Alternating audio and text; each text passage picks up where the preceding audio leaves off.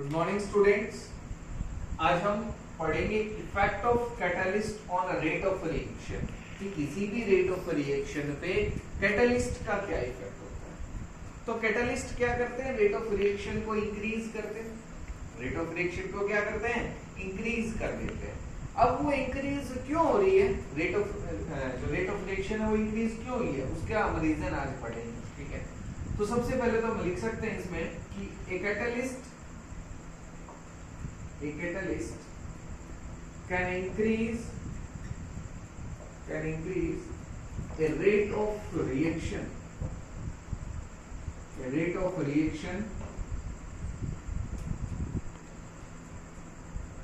by many times।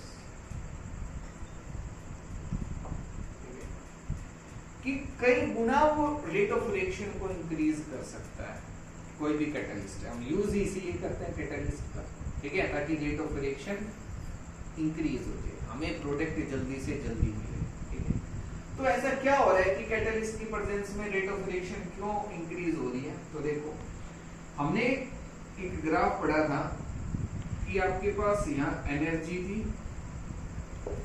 और इधर progress of reaction.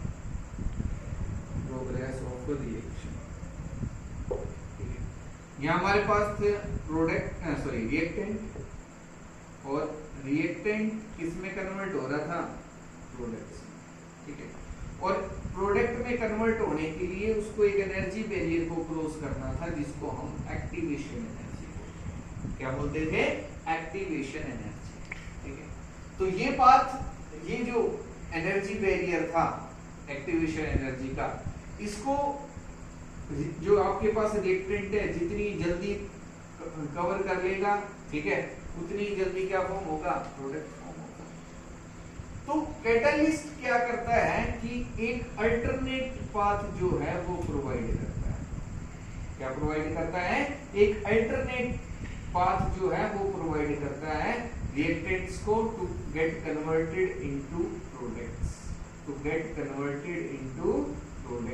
कि प्रोडक्ट में कन्वर्ट होने के लिए उनको एक अलग से पाथ जो है वो प्रोवाइड करता है, जिसकी एक्टिवेशन एनर्जी जो है कम होती है।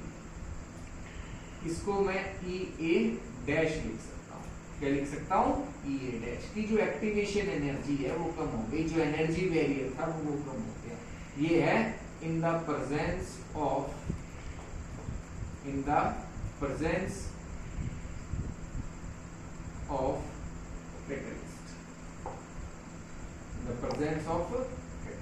कैटलिस्ट की प्रेजेंस में जो एनर्जी बैरियर था वो डिक्रीज हो जाएगा, और जो रेट ऑफ रिएक्शन है वो इंक्रीज हो जाएगा। रेट ऑफ रिएक्शन क्या हो जाती है, इंक्रीज हो जाती है।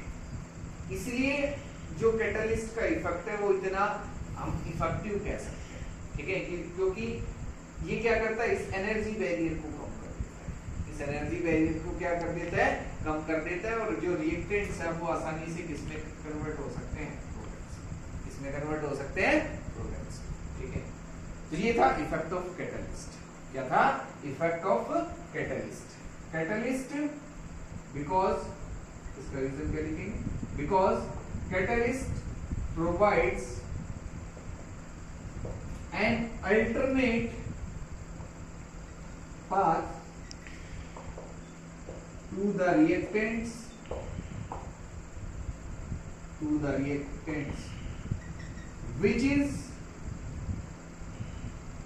which has low energy barrier,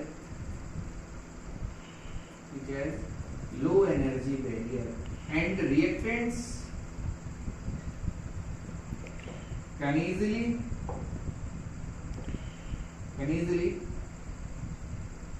converted into products, and the reactants can easily converted into products, और जो reactants उनको हम आसानी से products में converted कर सकते हैं। ठीक है, can be easily converted into products। ठीक है, तो ये था इफेक्ट कैटलिस्ट का। इसका इफेक्ट था कैटलिस्ट का इफेक्ट। ठीक है, अब हम पढ़ेंगे कोलिजन थ्योरी। ठीक है, क्या पढ़ेंगे? कोलिजन थ्योरी की। कोलिजन थ्योरी के अकॉर्डिंग या क्या थी कोलिजन थ्योरी और उसके क्या इक्वेशन थी, ठीक है, रेट ऑफ रिएक्शन को कैसे रिप्रेजेंट कर रही थी वो हम देखते हैं। कोलिजन थ्योरी, अगर कोलिजन थ्योरी की हम बात करें तो कोलिजन थ्योरी के अकॉर्डिंग कोई भी रिएक्टेंट है वो प्रोडक्ट में कब कन्वर्ट होता है? जब वो रिएक्टेंट मॉलिक्यूल्स के बीच में कोलिजन्स होते हैं। क्या होते हैं? कोलिजन्स। अब हमारे पास कोई भी सॉल्यूशन है, ठीक है, चाहे वो गैसियस स्टेट में, लिक्विड स्टेट में, पार्टिकल्स के बीच में कोलिजन जरूर होगा, ठीक है। तो कोलिजन थ्योरी के अकॉर्डिंग क्या है कि जब रिएक्टेंट मॉलिक्यूल्स आपस में कोलाइड करते हैं तो उनके बीच में एनर्जी का एक्सचेंज होता है, ठीक है, और उनके बीच में रिएक्शन भी हो सकती है। वो जो कोलिजन है वो इफेक्टिव होना चाहिए। कैसा होना चाहिए? इफेक्टिव होना चाहिए। और जब कोलिजन्स होंगे तभी प्रोडक्ट फॉर्म होगा। तभी क्या होगा? प्रोडक्ट फॉर्म होगा। ये कोलिजन थ्योरी के अकॉर्डिंग। अब बहुत सारे कोलिजन्स होंगे पर सेकंड, पर यूनिट वॉल्यूम में, उसको हम रिप्रेजेंट करते हैं कोलिजन फ्रीक्वेंसी से। किससे रिप्रेजेंट करते हैं? कोलिजन फ्रीक्वेंसी से, कि कितने कोलिजन्स हो रहे हैं पर सेकंड में। तो हम कोलिजन फ्रीक्वेंसी से रिप्रेजेंट करते हैं। क्या है? The number of collisions per second per unit volume of the reaction mixture is known as collision frequency. कि जो रिएक्शन मिक्सचर है आपके पास उसमें पर सेकंड और पर यूनिट वॉल्यूम में कितने कोलिजन्स हो रहे हैं उसको कोलिजन फ्रीक्वेंसी बोलते हैं। अगर ये हमें इसकी वैल्यू दे रखी है तो हम बता सकते हैं कितने कोलिजन्स हो रहे हैं, ठीक है। तो जितने ज्यादा कोलिजन्स होंगे, जितने ज्यादा इफेक्टिव कोलिजन्स होंगे, उतने जल्दी जो है प्रोडक्ट फॉर्म होगा, रेट ऑफ रिएक्शन उतनी ही ज्यादा होगी, ठीक है। अब इफेक्टिव कोलिजन क्या है? देखो कि हमारे पास ए और बी दो रिएक्टेंट मॉलिक्यूल्स हैं और इनसे क्या फॉर्म हो रहा है? Product form. क्या फॉर्म हो रहा है? प्रोडक्ट फॉर्म, ठीक है। अब ए और बी जो मॉलिक्यूल्स है वो आपस में स्ट्राइक करेंगे। आपस में क्या करेंगे? स्ट्राइक करेंगे। और जब स्ट्राइक करेंगे तो इनके बीच में रिएक्शन होगी। अब ये जो कोलिजन है, अब हो सकता है कि धीरे से स्ट्राइक करें और हो सकता है कि इनके पास एनर्जी ज्यादा हो और ये बहुत ही फास्ट कोलिजन करें, तो इनके बीच में जो कोलिजन है वो इफेक्टिव हो सकता है। कैसा हो सकता है? इफेक्टिव। की इनकी जो एनर्जी है वो इम्बैलेंस हो जाएगी और ये आपस में रिएक्शन कर लेंगे स्टेबल होने के लिए। इसके लिए स्टेबल होने के लिए तो उसको हम इफेक्टिव कोलिजन बोलते हैं। क्या बोलते हैं? Effective collision. अब किसी भी रिएक्शन मिक्सचर के अंदर जितने ज्यादा इफेक्टिव कोलिजन्स होंगे उतनी जल्दी उतनी फास्ट रेट ऑफ रिएक्शन हो सकती है। उतनी फास्ट क्या हो सकती है? Rate of reaction. तो हम अगर टेम्परेचर इंक्रीज करें तो काइनेटिक एनर्जी जो है मॉलिक्यूल्स की वो इंक्रीज हो जाएगी और उनके इफेक्टिव कोलिजन्स क्या हो जाएंगे? इंक्रीज हो जाएंगे। तो रेट ऑफ रिएक्शन क्या हो जाएगी? इंक्रीज हो जाएगी। तो ये हमने पहले ही पढ़ा है कि जो टेम्परेचर है अगर हम वो इंक्रीज करते हैं तो रेट ऑफ रिएक्शन इंक्रीज हो रही है। तो ये कोलिजन थ्योरी के अकॉर्डिंग भी हम एक्सप्लेन कर सकते हैं। अब इफेक्टिव कोलिजन क्या है? इफेक्टिव कोलिजन इसको हम कैसे रिप्रेजेंट करेंगे? Effective collision, the collision by which the reacting molecules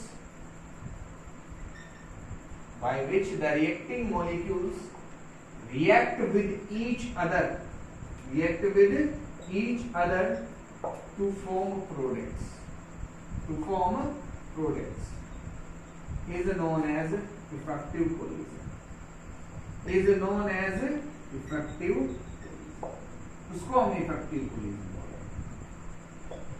अब हम कैसे डिसाइड करेंगे कि कोई कोलिजन इफेक्टिव होगा नहीं होगा? कि कितनी एनर्जी चाहिए दो रिएक्टेंट मॉलिक्यूल्स की कोलिजन के लिए कि वो कोलिजन जो है वो इफेक्टिव बन जाए? कैसा कोलिजन हो जाए? Effective collision. तो हमारे पास कितनी कम से कम एनर्जी होनी चाहिए कि एक इफेक्टिव कोलिजन हम करवा सकें? तो वो हम डिटरमाइन करेंगे थ्रेशोल्ड एनर्जी से। किससे करेंगे? Threshold energy.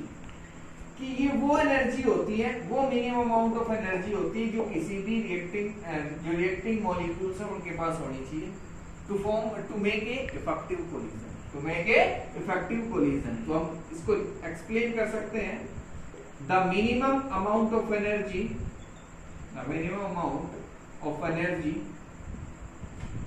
which is required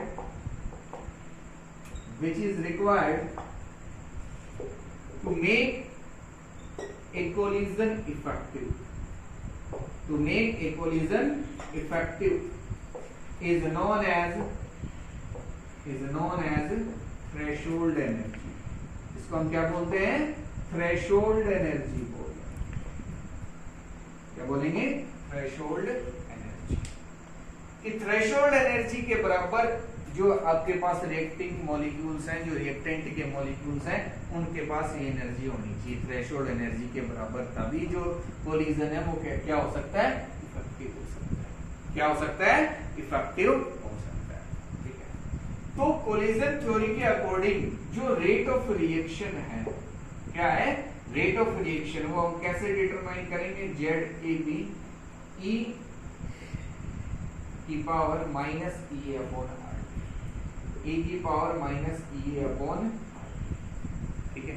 Arrhenius equation के लिए नियरली सेम है। यहाँ जो ZAB है, बस यहाँ A था और यहाँ के आपके पास ZAB, ये क्या है? आपके पास कोलिजन फ्रीक्वेंसी, क्या आपके पास collision frequency of A and B, E और B की जो कोलिजन फ्रीक्वेंसी है उसको हम ऊपर सेट करें। ठीक है, तो ये A की जगह, और इससे हम रेट ऑफ रिएक्शन को डिटरमाइन कर सकते हैं। अगर हमारे पास एक्टिवेशन एनर्जी है, ठीक है, ZAB कि हमारे पास कोलिजन फ्रीक्वेंसी दे रखी है कि नंबर ऑफ पर सेकंड कितने कोलिजन हो रहे हैं पर यूनिट वॉल्यूम के अंदर, टेम्परेचर पता है, R की वैल्यू तो फिक्स है, तो हम रेट ऑफ रिएक्शन को डिटरमाइन कर सकते हैं। ठीक है, तो ये थी आपके पास कोलिजन थ्योरी। ठीक है, ये क्या थी? Collision theory. ये अब आपको समझ में आ गया होगा। ठीक है, अब हमारे पास अब हमें जो पढ़ना है कि हमने एक्टिवेशन एनर्जी और जो रेट कांस्टेंट है उसके बीच में एक रिलेशन देखा था, एक इक्वेशन हमने पढ़ी थी। ठीक है, जिससे रिलेटेड हमने न्यूमेरिकल्स नहीं किए थे। ठीक है, वो हम जो है वो नेक्स्ट क्लास के अंदर ही करेंगे, लेकिन यहाँ तक आप सभी को करना है। ये जो आपके पास इस यूनिट जो है आपके पास केमिकल काइनेटिक्स, इसमें ऑलमोस्ट सारे टॉपिक्स जो हैं वो कंप्लीट हो गए, केवल एक बचा हमारे पास। ठीक है, सारे ही हो गए, केवल एक टॉपिक बचा है, वो है सूडो फर्स्ट ऑर्डर रिएक्शंस। वो क्या है उसको नेक्स्ट क्लास में करेंगे, और उसके साथ न्यूमेरिकल्स जो एक्टिवेशन एनर्जी की और रेट कांस्टेंट की हैं उनको हम नेक्स्ट क्लास के अंदर करेंगे। लेकिन अब तक इस चैप्टर में अगर कोई भी डाउट है, इस चैप्टर को अच्छे से पढ़ना है। ठीक है, क्योंकि ये अब कंप्लीट हो गया, फिर इसका टेस्ट होगा, तो कोई भी डाउट आपके पास रहती है, ठीक है, तो इस चैप्टर से रिगार्डिंग तो आपको पूछेंगे। ठीक है, और उसके बाद न्यूमेरिकल्स, ये इसके NCERT question, previous year questions, वो सब हम नेक्स्ट क्लास के अंदर करते रहेंगे और उनके असाइनमेंट भी आपको मिल जाएंगे। ठीक है।